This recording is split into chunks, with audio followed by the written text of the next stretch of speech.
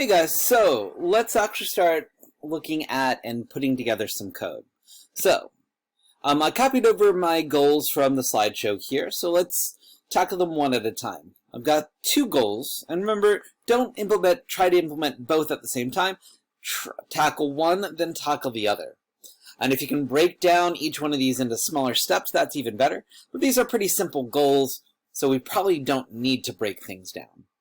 Right now, my code should have, oops, I should change that by -10. Right now has randomly spawning dragonflies.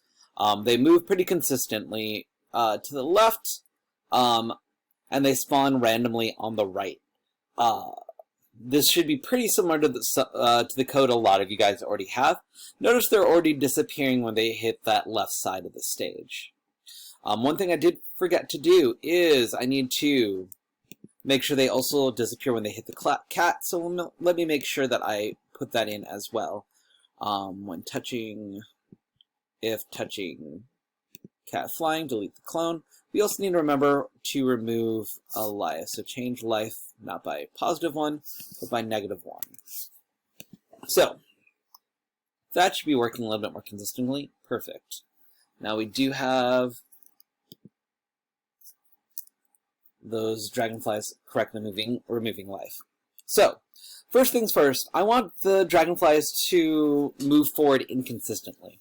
Like I said before, if you ever watch a dragonfly in real life, they can sometimes hover, so they'll stop sometimes mid-air, sometimes they'll dash forward really fast, sometimes they'll go forward really slow.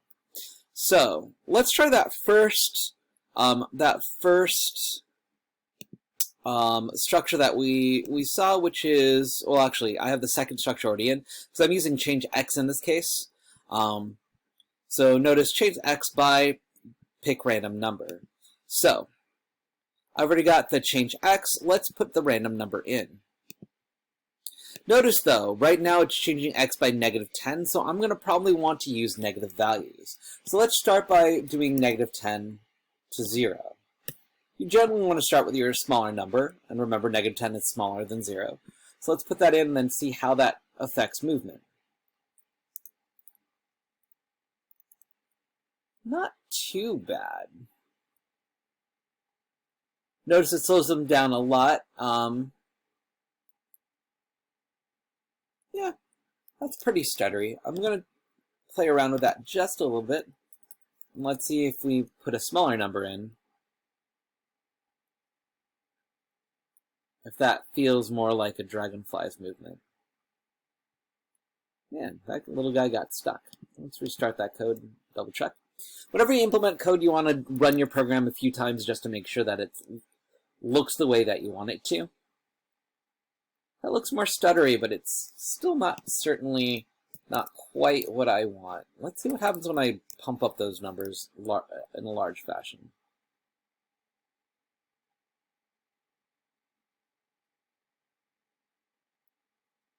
That seems more like a dragonfly.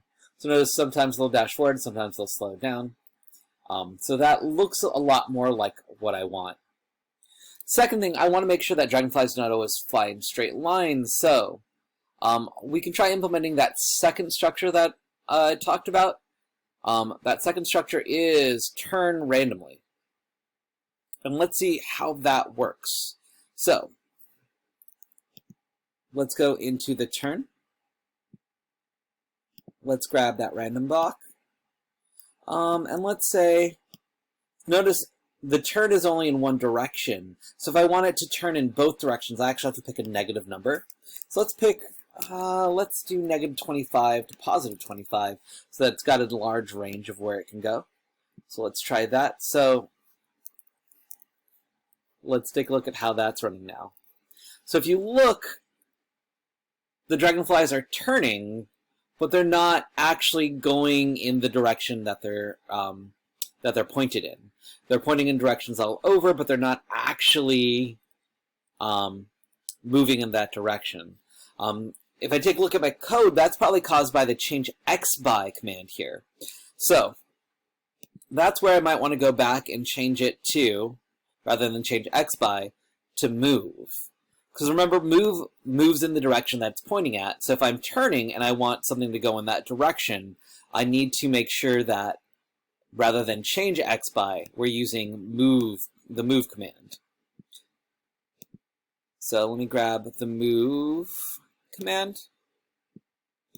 Let's do the pick random number. And then let's see how that code's working.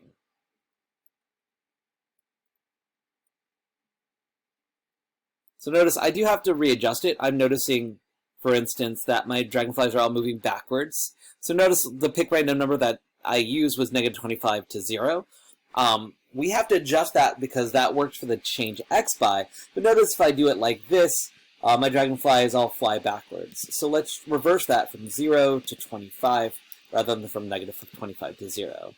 Then let's see how all these guys work.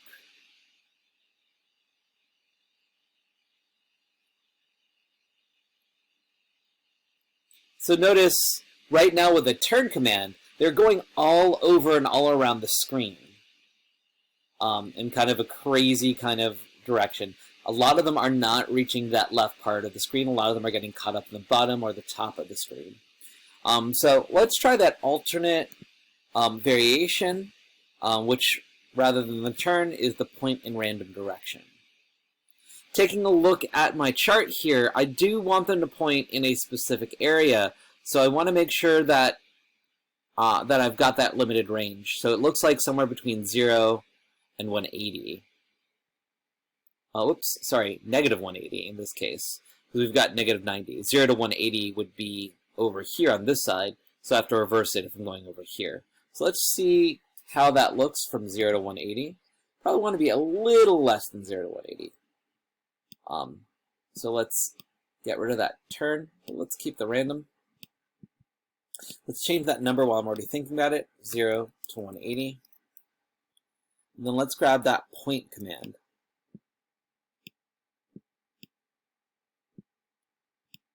Then let's stop and let's see how that works. Notice they're still a little wonky, so let me narrow down that range rather than from 0 to 180. Oh, whoops. I already forgot what I said. -180 to 0. Better. A little bit more chaotic. Let's limit that down a little. Let's go from, let's add 20 on each side, so that means 160 to -20.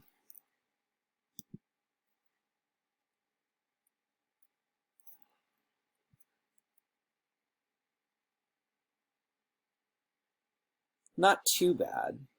That looks more like what I want, but it's happening way too fast.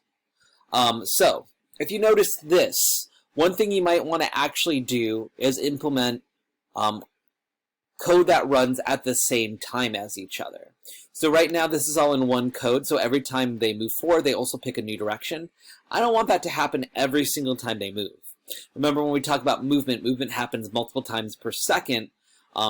So if they're changing direction multiple times per second, it gets that weird kind of janky look that we're seeing the dragonflies do right now. I'm going to try and recreate this kind of structure over here, but have it control the turn rather than anything else. So I'm going to pull over when I start as a clone block. I'm going to pull over a forever block. Then I'm going to transfer over that point and direction block. Notice I don't have to move any of the other code here. This is still running. All I want to do is change the point and direction.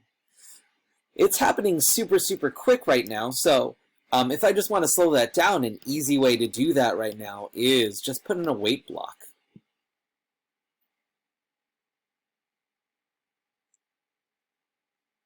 Notice they're turning super late now, because 1 second's too much. So I may want to do it at 0.5 seconds.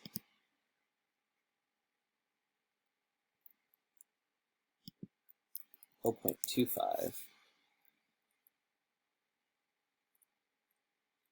The one thing about this, though, is notice that they always turn at the same points on the screen. The point approximately here they turn, and approximately here they turn. That's a little too robotic for me, so I'm going to implement that random button here. So we can change it from, let's say, 0.1 to 0.25.